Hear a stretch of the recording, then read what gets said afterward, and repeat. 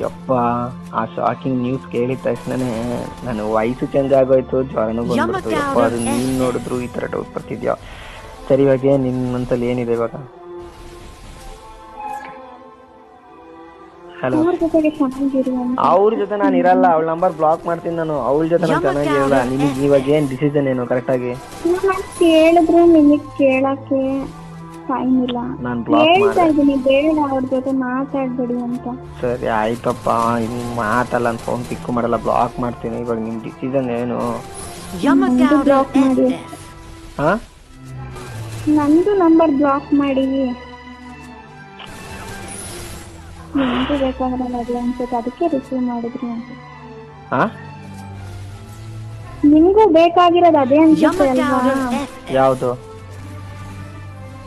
ಅವ್ರ ಜೊತೆ ಇರೋದು. ಅಂತೂ ಗೊತ್ತಾಯ್ತು ಬಿಡಿ. ಯಾರ್ದೋ ಮಾತು ಕೇಳ್ಕೊಂಡು ಯಾವುದೋ ನಂಬ್ಕೋತೀರ. ಸರಿ ಆಯ್ತು, ನಾನೇನು ಮಾತಾಡ್ಲಿ ಇನ್ನು?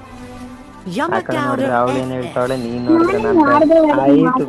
ಆಯ್ತು ಬಿಡು, ಸರಿ ಆಯ್ತು, ಗೊತ್ತಾಯ್ತು ಬಿಡು. ಇವಾಗ ನಿನ್ನ ಮನ್ಸಿಗೆ ಇಷ್ಟ ಇಲ್ಲ ಅಂದಮೇಲೆ ನೀನು ಪ್ರೀತಿಸಿದ್ದು ನನ್ನ ಪ್ರೀತಿ ಆಗಲ್ಲ. ಓಕೆನಾ? Thank you, bye.